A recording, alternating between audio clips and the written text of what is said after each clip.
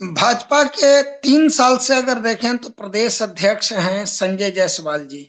और पिछले 3 साल बिहार के राजनीति के विपरीत काल रहा।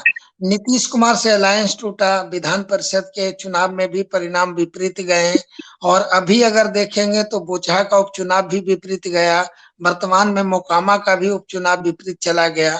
तो ऐसे में संजय जायसवाल जी का कार्यकाल भी खत्म हो गया है सितंबर में, एक्सटेंशन पे चल रहे हैं वो। क्या होगा उनका राजनीतिक भविष्य अब?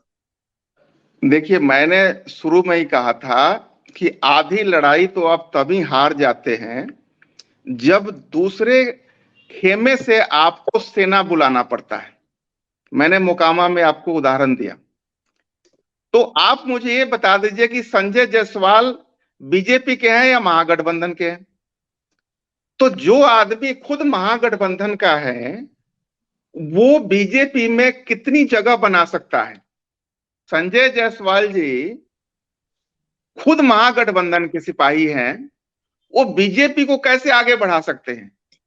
आपको किसी अपनी संस्था को, संगठन को आगे बढ़ाना होगा तो जो सिपाही रखना है वो बहुत ही आदमी आपका करीबी होना चाहिए, आपका विश्वास पात्र होना चाहिए, आपके संघर्ष में वो चलने वाला आदमी होना चाहिए। तो जो लोग माइग्रेट होके आते हैं, हम कैसे मान सकते हैं कि वो हमारे संघर्ष में साथ देंगे और कितना आगे बढ़ेंगे और कितना आगे हमें ले जाएंगे?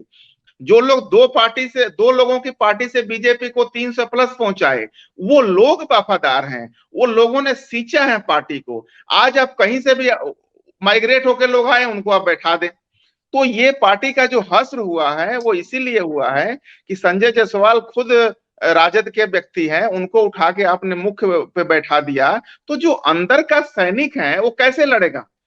सलाम तो करना पड़ेगा क्योंकि ऊंचे पोस्ट पे आप बैठे हैं, इसमें कोई दो राय नहीं है। बात भी माननी पड़ेगी, लेकिन अंदर से क्या वो दिल उस एनर्जी के साथ लड़ने का काम करेगा? और ये यदि भाजपा की दुर्गति हुई है तो इसी वजह से हुई है। कुछ भी था तो जब तक सुशील मोदी के हाथों में कमांड था, कम से कम भाजपा की स्थिति सही हो रही थी। काम क्या हो रहा था, नहीं हो रहा था, वो अलग बात है, लेकिन संगठनात्मक ढांचा था जो वो सीटों का था, वो चीजें सब बड़ी थी। उसके बाद जब नए नए चेहरे माइग्रेट होके आने लगे, वहां से कहीं ना कहीं बिखराव शुरू हुआ। और वो बिखराव लाजमी है कि जब भी आप किसी को माइग्रेट करके अपने सर पे बैठाएंगे तो नीचे का जो कार्यकर्ता होगा, नीचे का जो संगठन का व्यक्ति होगा, वो दिल से काम नहीं करेगा, वो मजबूरन काम करेगा। और मजबूरन किया हुआ काम कभी भी सफल नहीं होता है, जो भाजपा की कमजोर होने का एक मुख्य कारण।